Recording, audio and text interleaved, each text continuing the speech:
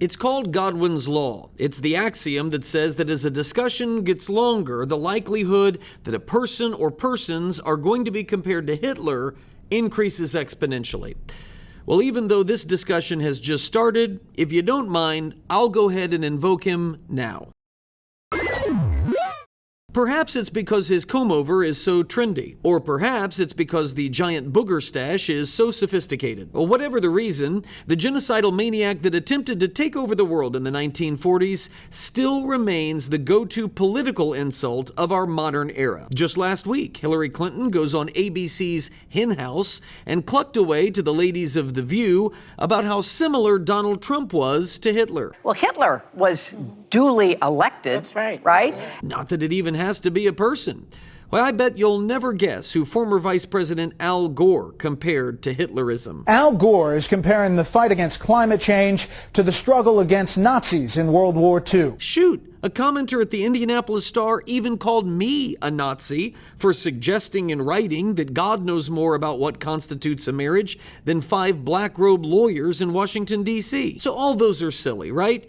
Sure, sane people can agree that each of those were absurd and really outrageous comparisons. It's an insult to Trump, it's an insult to climate realists, it's an insult to me to suggest that we are somehow on par with the anti-Semitic cretins who tried to exterminate the Jewish population. But what if I told you that a fair reading of history would show that the current anti-Semitic cretins known as Hamas are at least themselves on par with the Nazis? People quite often abuse history, and they say things all the time. I mean, about the only thing anyone from history knows is about the Nazis. Here's something I can tell you with absolute certainty, Piers, having not just seen some of the results of what Hamas did on the ground here in Israel a few weeks ago, but having watched the videos of the unedited footage, which I was one of the journalists was sadly allowed to see the other day. I can tell you one thing: the comparison between Hamas and the Nazis is insufficient.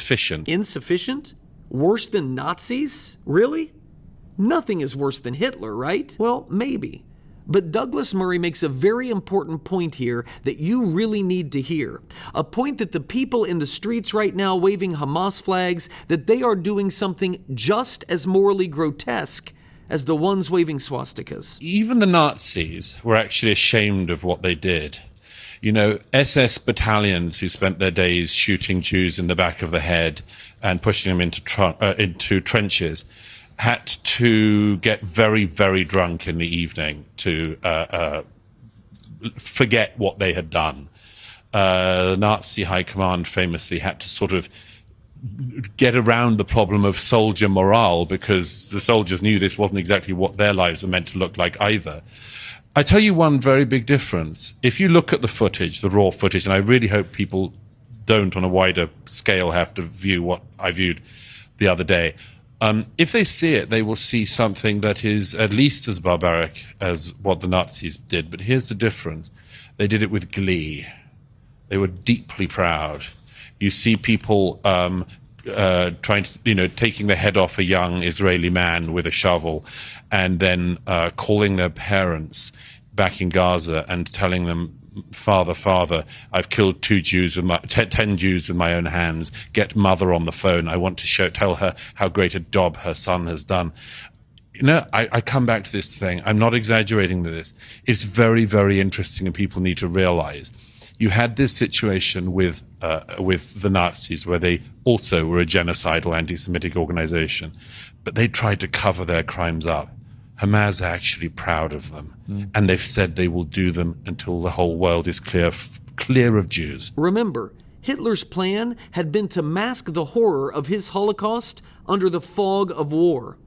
Hamas wants to ensure that no fog shrouds their murderous intent. They want the world to know. There's only one word for that, and it isn't Hitlerism. The word is satanic.